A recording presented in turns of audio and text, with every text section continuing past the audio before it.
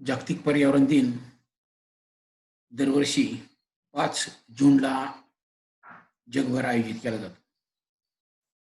पण जागतिक पर्यावरण दिन कृतीनं साजरा करण्यामध्ये जी मजा आहे, ती अन्य कोणत्या घटकामध्ये नाही. पर्यावरण दिन वर्षभर आपण खूप कार्यक्रम घेत असतो आणि या कार्यक्रमामधून पर्यावरणासंबंधी जनजागृती करणे हा एक आपला उद्देश असतो.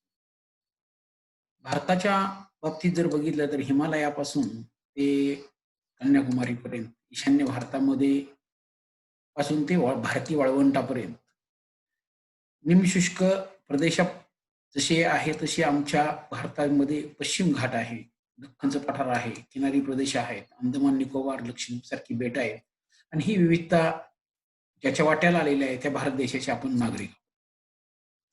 कुणी म्हणेल जंगलात जायला चांगला काळ कोणता? रोजची सकाळ जी आहे ती जंगलात जाण्यासाठी जशी चांगली असते तशी कुठेही फिरत असताना रोजची सकाळ ही वेगवेगळी असते.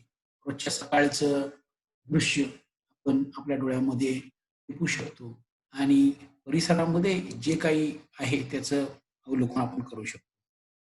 लिव्हिंग थिंग्ज नसते तर म्हणजे सजीव नसते तर आपण जगू शकलो नसतो. हे जरी खरं असलं तरी त्याच्याशिवाय आपल्याला कोणती बाब मानता येणार नाही. सेव्ह वाईल्ड लाईफ असं आपण म्हणतो. वन्यजीव सप्ताह आपण साजरा करतो. परंतु भावी काळामधल्या मुलांना, मुलींना आपल्याला असं दाखवायला लागू नये, हत्ती असा होता, वाघ असा होता. चित्ता तर आपण संपवलेलाच आहे. वणव्यामुळे प्राणी आणि मानवाच्या संघर्षामध्ये वाढ झालेली आपल्याला दिसते आणि ही वाढ मोठ्या प्रमाणामध्ये आणखी होणार आहे. या संघर्षामुळे बिबट्या परिसरामध्ये येतोय आणि यासाठी वणवा विरोधी अभियान आपल्याला राबवलं पाहिजे. हाही एक पर्यावरण दिनानिमित्त हा एक संदेश राहील. बिबट्या मानवी वस्तीजवळ अन्नाच्या शोधामध्ये येतोय. त्याचबरोबर बिबट्या अनेकांच्यावर हल्ले करतोय. पण अजून पण माणसाचा खांदा त्यानं धरलाय, मान काही माणसाची धरलेली नाही. कराडामध्ये एक बिबट्या 210 ला मारला गेला. त्याच्या पोटामध्ये अन्नाचा कणही नव्हता. कधी काळी ढगाळ चित्ता भारतामध्ये अस्तित्वात होता, पण गेल्या शतकात हा प्राणी पृथ्वीवरनं नाश पावला आणि ऱ्हास पावलेला हा प्राणी आपण पुन्हा तयार करू शकत नाही. बिबट्याचा हल्ला वारंवार होत असलेला आपल्याला बघायला मिळतो. इथे एक दृश्य एका माणसावर त्यानं हल्ला केलेला आहे. परंतु त्यानं त्याच्या इलाख्यामध्ये जायला नाही पाहिजे होतं, परंतु तो दुर्दैवाने तिथे गेला आणि त्याच्यावर हा हल्ला झालेला आपल्याला बघायला मिळतोय आणि बिबट्या इथं वर झाडावर चढून बसलेला आपल्याला दिसतो. दिवाणखान्यामध्ये आपण पेंडा भरलेले वाघ, पेंडा भरलेले बिबटे किंवा प्राणी ठेवतोय. पण ही जंगलात असणाऱ्या गोष्टी इथं नको आहेत. हाडांची रचना जर बघितली अनेक प्राण्यांची, म्युझियममध्ये असे काही प्राणी ठेवलेले असतात. माकडाचं हाडं असतील, पक्ष्यांची असतील, प्राण्यांची असतील. याच्यामध्ये विविधता आपल्याला आढळते. पण पेंढा भरल्या वाघामधून शौर्य आपले प्रकटत नाही माहीत असून सुद्धा मानव अशा शिकारी करत असताना आपल्याला बघायला मिळेल. इथं 2 साप आपल्याला दिसतील. जागतिक पर्यावरण दिनानिमित्त मी असं म्हणेन, की हे साप जे आहेत, हे जिवंत ठेवण्याचं काम इथल्या परिसरातल्या अनेक युवकांनी, विद्यार्थ्यांनी आत्तापासून केलं पाहिजे. कारण हा दुर्मिळ होत असलेल्या प्राण्यांचा ठेवा जपला पाहिजे.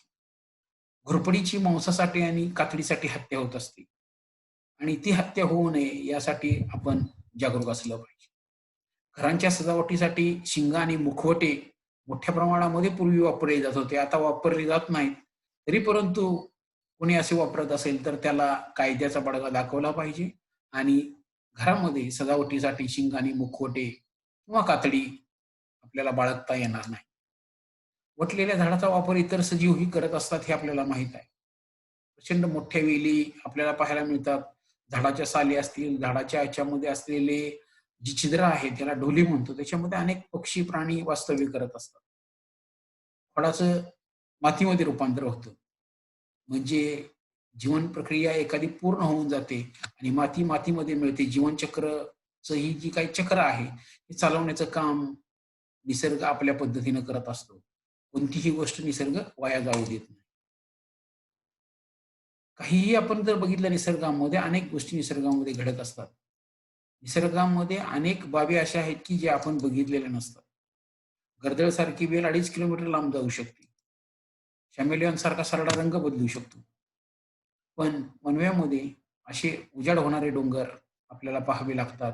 त्याच्यामध्ये अनेक बेडूक, सरपटणारे प्राणी, पक्षी यांची घरं नष्ट होतात, प्राणी नष्ट होत आहेत आणि म्हणून हा ऱ्हास थांबवण्याचं काम आपल्या पद्धतीनं आपण केलं पाहिजे.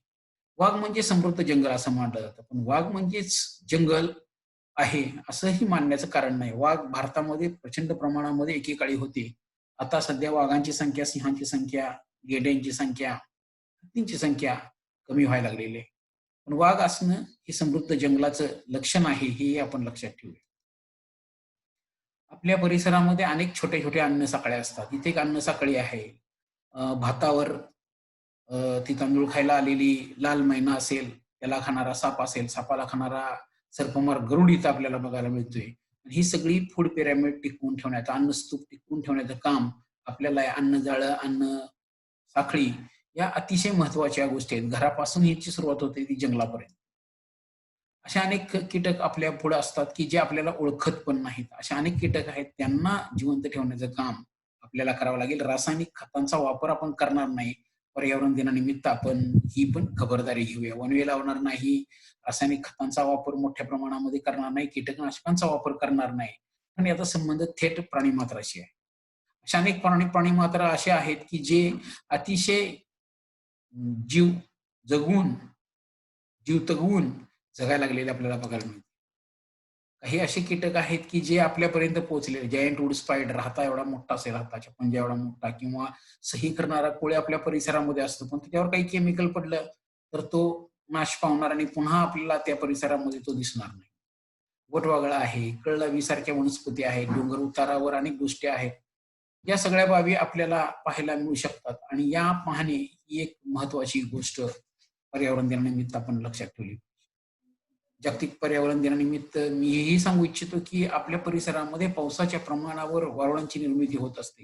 इथं अनेक वारुळ दिसतात वेगवेगळ्या प्रकारचे. आपण कोणत्या भागात राहतोय हे त्याच्यावरनं आपल्याला आढळू शकतं किती मिलीमीटर पाऊस पडतो. जास्त मिलीमीटर पाऊस पडत असेल तर मुंग्या घरटी झाडावर करतात.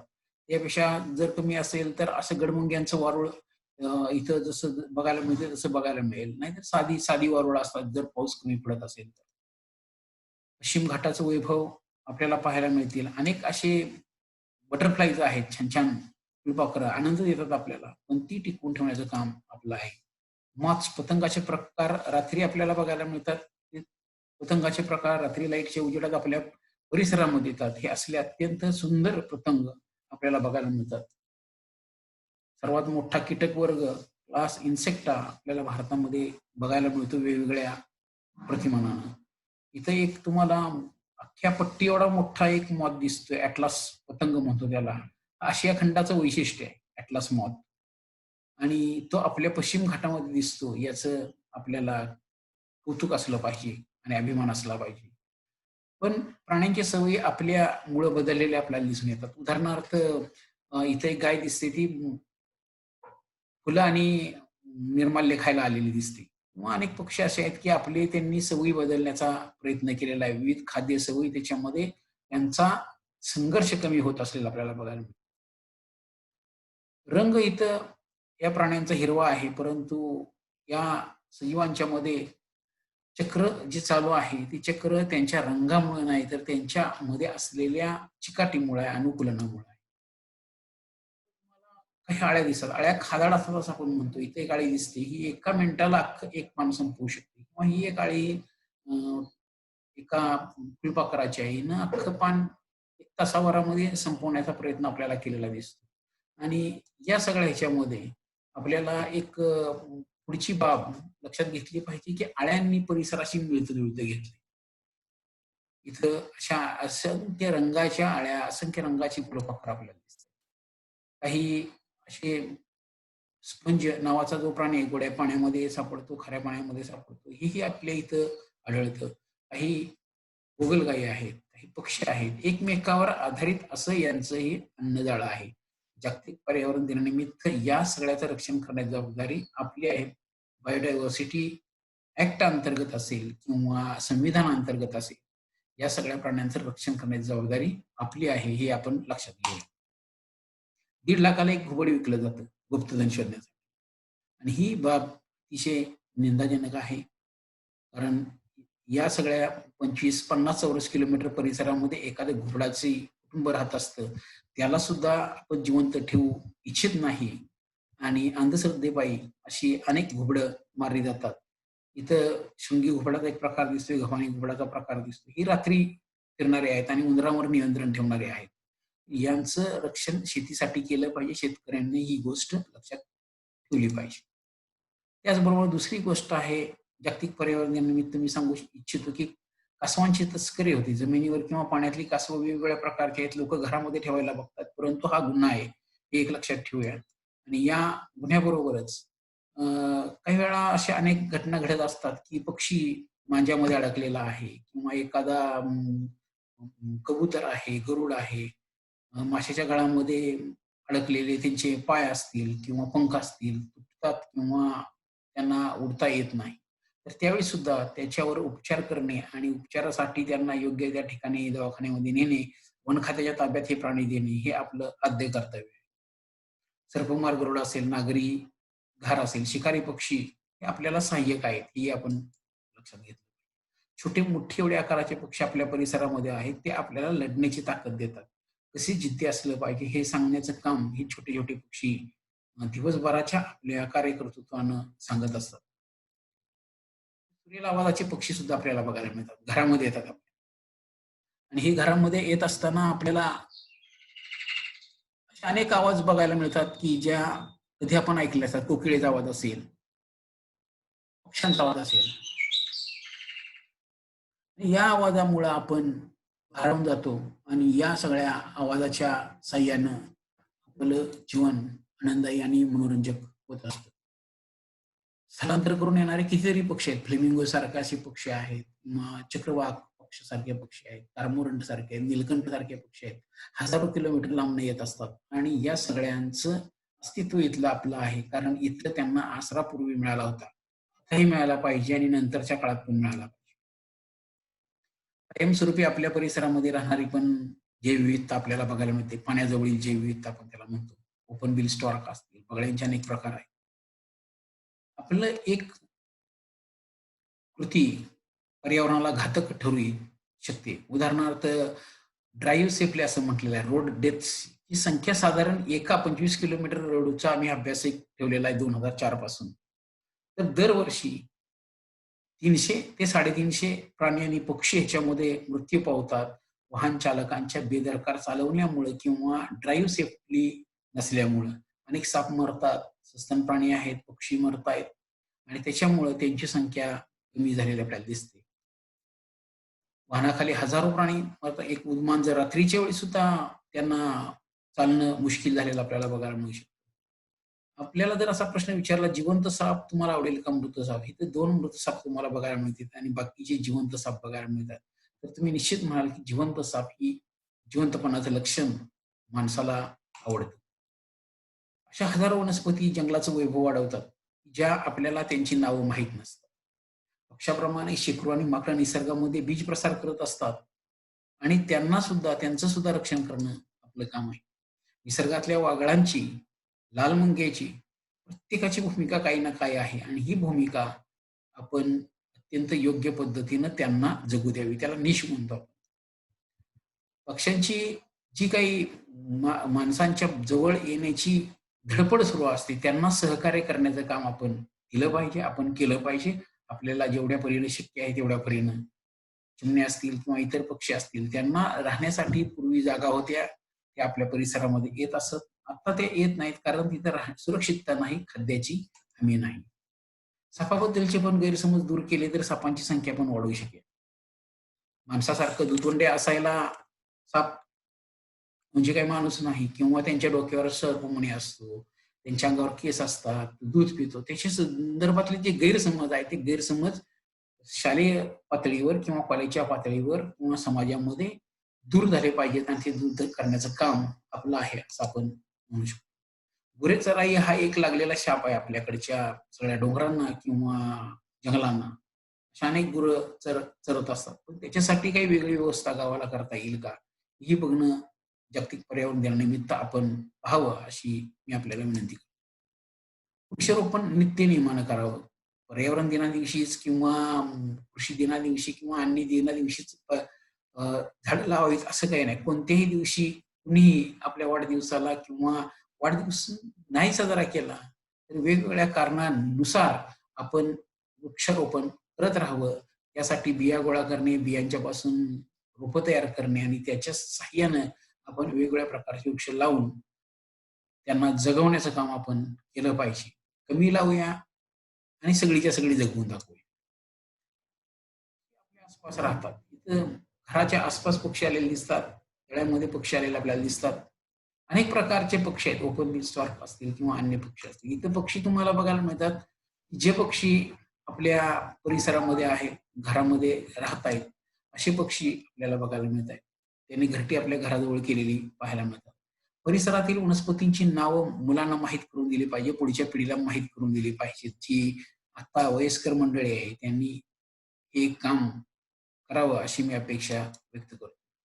आदिवासी लोकांच्याकडे जे ज्ञान आहे, पारंपरिक ज्ञान आहे, त्यांच्या अन्नधान्यात पिकवण्यात असेल किंवा अन्य औषधी वनस्पतींचं असेल, ते त्यांच्याकडनं घेतलं पाहिजे आणि ते ज्ञान घेतलं तरच ते पुढच्या पिढीला आपल्याला देता येईल. कोणता विकिपीडिया किंवा अन्य कोणी हे ज्ञान देणार नाही. जर ते त्यांच्याकडेच आदिवासींच्याकडे राहिलं, तर ते आपल्यापर्यंत पोहोचणार नाही. म्हणून जागतिक पर्यावरण दिनानिमित्त आपण अशा लोकांच्याकडनं, आदिवासी लोकांच्याकडनं ज्ञान घ्यायला शिकूया. स्थानिक लोकांच्याकडनं ज्ञान घ्यायला शिकूया.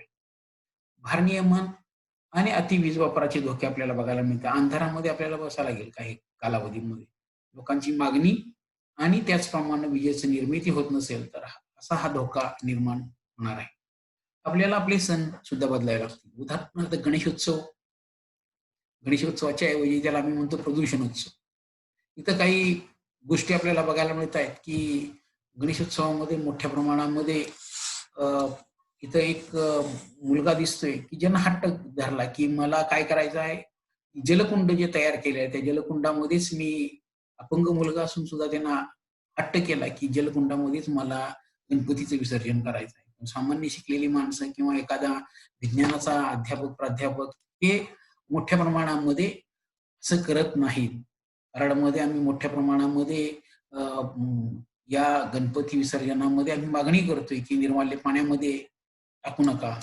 निर्माल्य आमच्याकडे द्या. गणपतीचं विसर्जन योग्य पद्धतीनं करा. शाडू मातीची गणपती घ्या. त्यासाठी युवकांनी ह्याच्यामध्ये पुढे आलं पाहिजे. 100 दिवसानंतर अवस्था कशी दिसते आपल्याला पाहायला मिळेल किंवा दुसऱ्या दिवशी त्याची अवस्था यावर एक फिल्म छोटी एक तुम्हाला बघायला मिळेल. या फिल्ममध्ये तुमच्या लक्षात येईल, की मातीचा गणपती केलेला आहे आणि या गणपतीमध्ये अत्यंत छोट्या पद्धतीनं गणपती मूर्ती आणि विसर्जन जागरूकता असली पाहिजे असं या छोट्या फिल्ममधनं दाखवण्यात आलेलं आहे. आपण एक लक्षात घेऊया, की आपल्या परिसरामध्ये आपण छोटे गणपती बसवूया. गुलाल, भडक रंग त्याच्यामध्ये असता कामा नये. इथे छोटा गणपती केलाय आणि त्याच मातीमध्ये पुन्हा विसर्जन केल्यानंतर बी लावलं तर त्यातनं एक झाड निर्माण करता येऊ शकतं असं आपल्याला लक्षात येऊ शकेल. आणि मग या ह्याच्यामध्ये काही प्राणी आणि पक्षी येऊ शकतील आणि गणपतीचा आनंद इतरांना घेता येऊ शकेल. शाडू मातीचे गणपती असतील किंवा अन्य गणपती असतील, तर कोणत्या पद्धतीचे गणपती आपण घ्यायचं हे पुढच्या पिढीला आपण सांगितलं पाहिजे. फटाकेमुक्ती आंदोलनाची गरज आहे असं आपण म्हणतो. वर्षभर आपण पर्यावरणाच्या संदर्भात रक्षणाचे कार्यक्रम घेतले पाहिजेत आणि ते राबवले पाहिजेत. ज्याचा संबंध वायू प्रदूषणाशी आहे, जल प्रदूषणाशी आहे. अतिउत्साही युवक पर्यावरणाला धोकादायक ठरू पाहत आहे. इथं एक मोठ्या प्रमाणामध्ये तुम्हाला दिसतंय, की कराडसारख्या शहरामध्ये डांबरी रस्ता उखडला जातो आणि त्याच्यामध्ये मोठ्या प्रमाणामध्ये पोळ्या टाकणे वगैरे कृत्य मोठ्या प्रमाणामध्ये होत होती. आता त्याच्यावर नियंत्रण आणण्याचं काम प्रबोधनानंतर होत असलेलं आपल्याला बघायला मिळेल. हजारो झाडं, हजारो पोळ्या वाया घालवल्या जातात. बांधकाम, दळणवळण, खाणकाम आणि विजेचे खांब याच्यामुळे अतिक्रमण वाढलं आणि त्याच्यामुळं प्राण्यांची आणि पक्ष्यांची संख्या कमी झालेली आपल्याला दिसून येते. मानवानं प्लास्टिकचा प्रचंड कचरा केलेला आहे. प्लास्टिकची पिशवी वापरू नका, प्लास्टिकचे ग्लास वापरू नका. नाहीतर गाढवांच्या मध्ये आणि आपल्यामध्ये काहीच फरक राहणार नाही. समुद्रकाठाचं वातावरण ही ठीक नाही. प्रदूषण समस्या वारंवार भेडसावते. इथलं वातावरण अत्यंत प्रदूषित झालेलं आपल्याला बघायला मिळू शकेल. त्याच्यावरही विचार सामान्य माणसानं केला पाहिजे. वृक्षतोड गरजेची आहे, कारण लोकांच्या चुली पेटल्या पाहिजेत. पण ती वृक्ष लावून भरून काढणं तीही गरजेची आहे. कारण ही भरून काढल्याशिवाय, आपल्याला नवे वृक्ष लावल्याशिवाय पुढच्या पिढीला जळणासाठी, सरपणासाठी वृक्ष मिळणार नाहीत, हेही लक्षात घेऊया. वृक्षतोड गरजेपेक्षा जास्त जर करत असाल, तर त्याचा परिणाम आपल्याला भोगावा लागेल. कचऱ्याच्या विल्हेवाटीचा प्रश्न आपल्याला सोडवायला लागेल. इथं अनेक गोष्टी आपल्याला बघायला मिळतील, की कचऱ्याची विल्हेवाट, इथं वेगवेगळ्या प्रकारचा कचरा आहे. त्या प्रत्येक कचऱ्यावर प्रक्रिया करता येते आणि रिसायकल करता येतो आणि त्याच्यापासून काही खत करता येईल, काही नवीन वस्तू तयार करता येतील. पण हा योग्य पद्धतीनं कचरा वर्गीकरण झाला पाहिजे आणि वर्गीकरण झालेला कचरा, कुजणारा कचरा असेल तर त्याचं सेंद्रिय खतामध्ये रूपांतर होईल आणि त्या खत शेतामध्ये किंवा बाग बगीच्यासाठी वापरता येऊ शकेल. प्रत्येक नागरिकांना आपला कचरा वेगळा करण्याचं पण तंत्र शिकलं पाहिजे. प्रत्येक महिलेने हे तंत्र आत्मसात केलं पाहिजे. प्रत्येक ग्रामपंचायत, नगरपालिकेने हे तंत्र वापरलं पाहिजे. आणि इथे तुम्हाला दिसेल बॅरलमध्ये सुद्धा झाडं लावता येतात किंवा काय आपल्याला जे काही करायचं आहे, अत्यंत योग्य पद्धतीनं पर्यावरणपूरक आपण करू शकतो. जागतिक पर्यावरण दिनानिमित्त आपल्याला या सगळ्याच्या वर मात करता येते का हे बघायचं. हवा प्रदूषणावर कायम बोललं पाहिजे. हवा प्रदूषणाची मशीन्स बसून कोणत्या एरियामध्ये हवा मोठ्या प्रमाणावर आहे, सायकल रॅली काढून तुम्ही दाखवू शकता किंवा प्रदूषणावर मात करा आणि पर्यावरणाची साथ धरा, अशी एक इच्छा मी व्यक्त करतो. त्याचबरोबर पर्यावरण दिन साजरा करत असताना पोस्टर आहे, सायकल रॅली आहेत, वृक्षारोपण आहे, या सगळ्या गोष्टी आपण केल्या पाहिजेत. आणि शेवटी जाता जाता मी सांगू इच्छितो, think globally, act locally, do personally. आणि हे जर करत राहिलं तर स्थानिक पातळीवर आपण लोकांना वृक्षाचे महत्व, प्राण्यांचं महत्व, पर्यावरणाचं, परिसराचं महत्व जर अबाधित ठेवायचं आव्हान केलं, तर त्याच्यामध्ये ते सहभागी होतील. सेव्ह अवर प्लॅनेट अर्थ असं आपण म्हणतो. स्थानिक पातळीवर आपण आपले प्रयत्न उपक्रमाद्वारे सुरू ठेवूया आणि इतरांनाही त्यात सहभागी व्हायला सांगूया. कारण ही पृथ्वी, सजीवांची असलेली पृथ्वी आपल्या इथं बघायला मिळते आणि ही पृथ्वी आपण जर रक्षण केलं, एकमेव ग्रह आहे, तो ग्रह आपण मोठ्या प्रमाणामध्ये सर्वांनी सहभागी होऊन वाचवायचा प्रयत्न केला. अमेझॉनचं जंगल आपण घालवून टाकलेलं आहे. अनेक ठिकाणी वणवे लागले, त्यातनं जंगलं गेली, महापुरामध्ये जात आहेत. तर पर्यावरणामध्ये निसर्ग बिघडलेल्या गोष्टी निसर्गाद्वारे दुरुस्त करण्याचा प्रयत्न निसर्ग करत असतो. आपण त्याला जर सहभागी झालो, पर्यावरणातला एक आपण महत्वाचा घटक आहोत आणि या महत्वाच्या घटकानं जर ग्रह वाचवायचा ठरवला, तर स्थानिक पातळीवर आपल्याला काम करावं लागेल. मगाशी एक म्हण म्हटलेली आपण, थिंक ग्लोबली, ॲक्ट लोकली आणि डू पर्सनली. त्याचा वापर आपण कराल अशी अपेक्षा व्यक्त करतो आणि पर्यावरण दिन आपण साजरा करत असताना पर्यावरण संवर्धन आणि संरक्षणासाठीचं काम आपण करूया आणि ते काम आपण सर्वांनी करावं अशी मी इच्छा व्यक्त